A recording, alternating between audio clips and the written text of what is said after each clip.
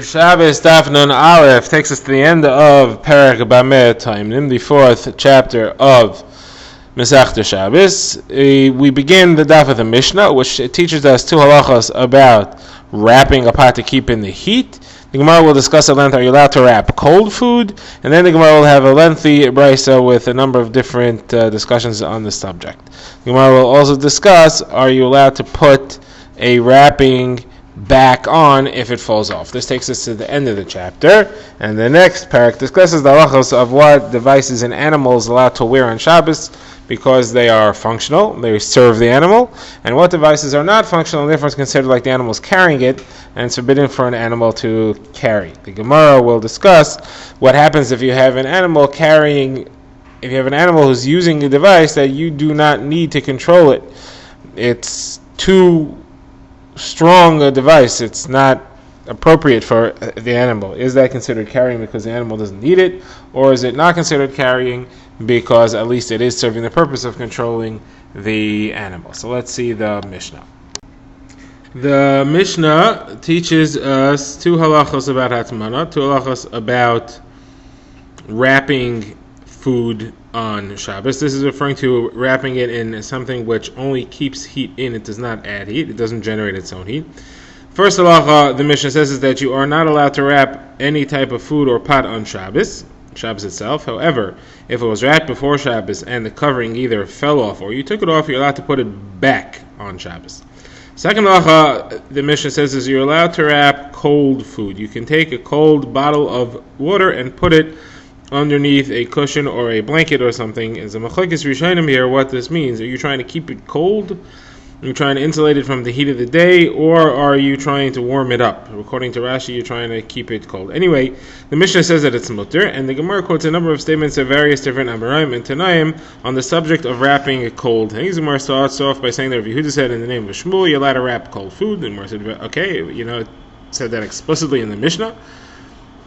Rav Yosef asked, the Mishnah says you're allowed to fill a bottle with cold water and place it underneath a cushion. So what exactly is the chiddush here?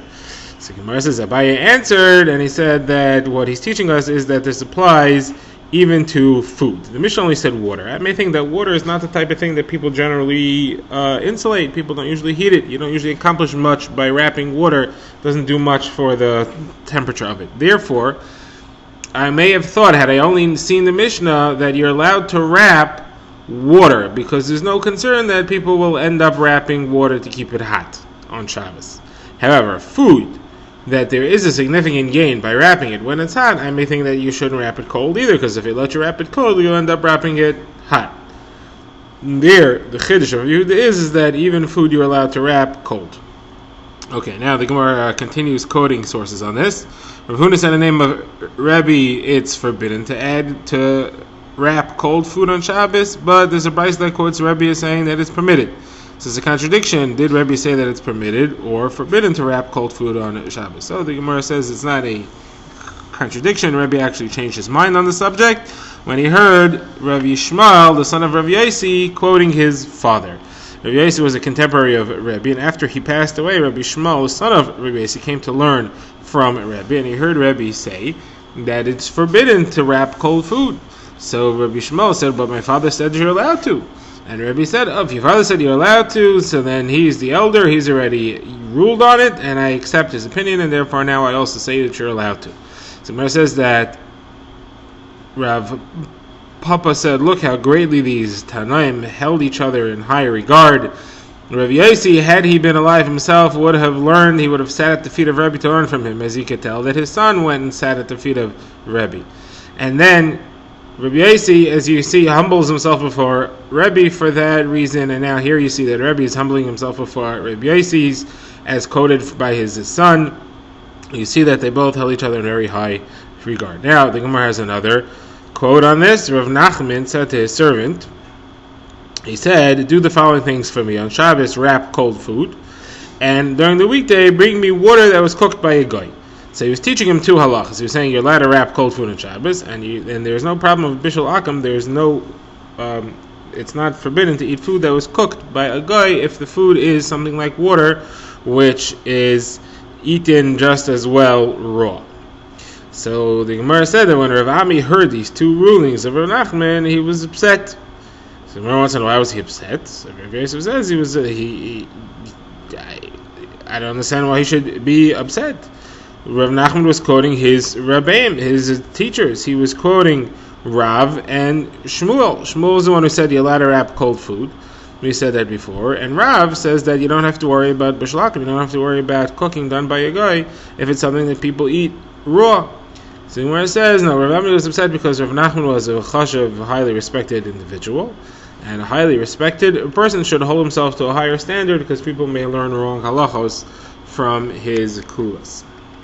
The Gemara now returns to the Mishnah where we had a halacha that you are allowed to return a wrapping around a pot on Shabbos. If the wrapping was there before Shabbos, you're allowed to put it back on Shabbos even if it came off. So the Gemara now quotes a lengthy brisa which begins with a discussion of this particular halacha and then includes a number of other halachas, mostly all about wrapping pots and food on Shabbos. So the brisa says as follows. You're not allowed to wrap a pot on Shabbos, but you are allowed to add wrappings. If the pot already has wrappings, you can add additional wrappings. Rabban Gamliel says you're even allowed to change the wrappings, meaning you want to use a more efficient wrapper so you can take off the old one and put the new one on, just like we saw in our Mishnah that you're allowed to, if you're allowed to put a wrapping back on if it was wrapped already before. So Rabban Shimon ben Gamliel says that's true, even if you're not putting the same wrapping on, you're putting a different one on. Now, next halacha that Rav Shimon ben Gamliel says that the only problem to wrap a pot on Shabbos is if the food is in the original pot that it was cooked in. But if you emptied the food out from the pot that it was cooked in into a kli sheni, it's no problem. The Gemara explains you're allowed to wrap that because the entire reason why there's a problem to wrap food on Shabbos is that when you come to wrap it, you may find that it's too cold and you may be tempted to boil it up again. But if you put into a kli sheni, you're obviously not concerned with its heat, so you're not going to boil it up again, and therefore there's no problem wrapping a kli sheni. Okay, next halacha, the Gemara says, is what happens if you wrap it in muktzah. So here, the brisa, I should say, will discuss two parts to covering the pot. You have the wrapping, which is around the sides of the pot, and you have the lid, which is not the lid that was created for the pot, but something you're using to cover the pot. The question is, what if either one of them is muktzah? So the Gemara says the following thing: as long as the wrappings on the side are muktzah, it's not a problem. You could always pick the pot up out of the wrappings without moving the wrappings, and it's not a problem. However, if the cover of the pot is muktzah, then you do have a problem. And the problem is that you can't move the cover off the pot. It's muktzah. Not only is that muktzah, but the pot itself becomes a muktzah, Rashi explains, because it becomes a basis l'davar aser, it becomes a base for the lid that's on it. So it's like this. If the pot is partially off, so you could just tilt the pot and the cover will fall off. And it's not fully on it, so it doesn't serve as, it does not make the pot into a basis l'davar aser. If, however, the cover is fully on it, then you're not allowed to take it off on Shabbos. It will become a basis l'davar aser. Now we have some other halachos here about hatmana. Rabbi Yehuda says that fine combings of flax are like zevel. They add heat and you can't use them. You're allowed to put a pot on top of a pot, you're allowed to put a kettle on top of a kettle, or a pot on a kettle, or a kettle on the pot, as long as in all these cases you're only trying to keep the heat of the top vessel, not to add heat to the top one. You're allowed to seal the lid of the one on top with dough. That's okay, that'll help you keep the heat in, but again, you're not adding heat, you're just maintaining heat.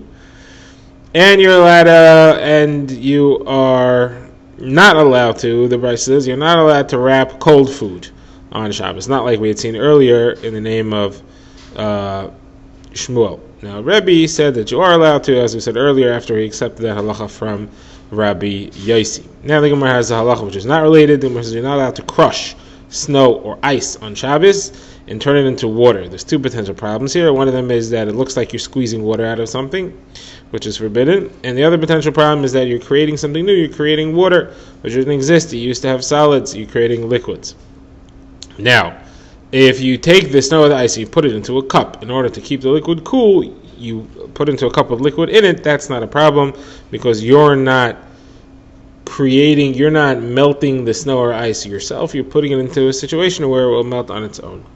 This is the end of Parak Bab Me'at Taimnin, the end of the fourth parak of Masechta Shabbos, and now we get to the fifth parak, which is Bameh Behema. Now, this chapter primarily discusses the halachas of what an animal is allowed to wear on Shabbos. Why would there be halachas about that? The halacha is that an animal is not allowed to do malacha for you on Shabbos. You cannot have an animal carry for you on Shabbos. Now, if an animal is wearing something and that object is not really serving a purpose, it's carrying it, so it would be forbidden.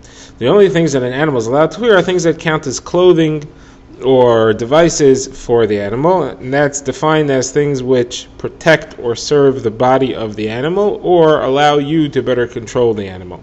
So this parak begins with a list of things which an animal is allowed to wear on Shabbos in the public domain, which would not be considered carrying. So the first Mishnah begins with a list of devices which you may use to control an animal. The Mishnah says that what is an animal allowed to wear? A camel is allowed to wear a rope which wraps around its mouth and its head, which I guess you would call a halter. That helps you control it. A na'aka, the Gemara will describe what that is allowed to wear a chatom, luvdikim, and a prumbia. The Gemara will define these three things. A horse is allowed to wear a collar. That's just a rope in a noose wrapped around its neck. That's how you control it. The Mishnah says any animal which usually wears a collar, you are allowed to lead with a collar. It's allowed to wear the collar on Shabbos. Now the Gemara has another unrelated halacha regarding animal collars. If an animal's collar becomes tameh, you're allowed to sprinkle paraduma water on the collar, even while the animal is wearing it, and you're allowed to put it in the mikvah while it's still on the animal, meaning you're allowed to take the animal for a swim in the mikvah in order to tovel the collar. Now, the problem with the paraduma water is that you have to make sure that the water doesn't fall on the animal before it hits the collar, because that would make all the paraduma water that's left puzzle, not usable anymore. You want to make sure that doesn't happen. So the chiddush here is that you're allowed to rely on the person who's doing the sprinkling, that he'll do it correctly, and he'll make sure that the water goes on the collar and not on the animal. Okay, the Gemara first wants to know, what are these things which we discussed in the Mishnah? What is a na'aka? What is a chatom? So the Gemara explains that a na'aka is a female camel, a white female camel. Those were very wild, they were hard to control, and therefore the way to control them was to punch a hole between the sides of the nostrils and stick a ring through it, and then you could control it by leading it by that ring. That ring was called a chatom. Now the next thing is luvdikim in a prumbia. So luvdikim refers to the donkeys that come from a place called Luv, and the prumbia is a piece of iron that you stuck in its mouth behind the teeth, and that way you could control its head, and that's how you were able to control these wild animals. Now the Gemara has a story about this. Levi sent money to people from Bei Chazai for them to buy him a luva, one of these wild donkeys, and they wrapped up the money with some grains of barley and sent it back to him. And they were trying to tell him, we can't sell you the donkey because you're too far away, you're a 6-month journey away. But what we advise you is take your money and buy a donkey where you are and feed it a lot of barley, and then you'll end up with a strong one, just as strong as these Luvian donkeys. Okay, now the Gemara asks, what happens if you use the wrong device to lead and control an animal? Let's say you use the nose ring for a regular calm camel, so that's excessive. It doesn't need such a strong restraint. Is that considered to be an inappropriate restraint, and therefore it's like it's carrying because it's not what it needs? Or what about if you use a halter on a white female donkey? So that's not enough to hold it. So is that therefore counted as if it's carrying it, since it's not really serving a function?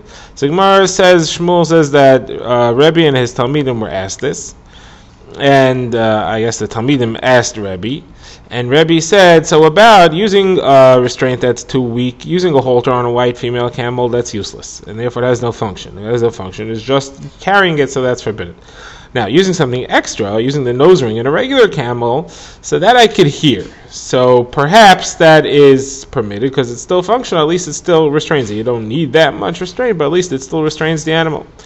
So Gemara says, so Rishmael, son of Rav Yossi, was sitting there, and he said, oh, maybe I could prove the answer to this from something my father said. My father said that the following 4 animals are allowed to use a halter: a horse, a mule, a camel, and a donkey. So why is he saying that? That's obvious. It must be his chiddush is that these animals should only use a halter, and then they shouldn't use a nose ring.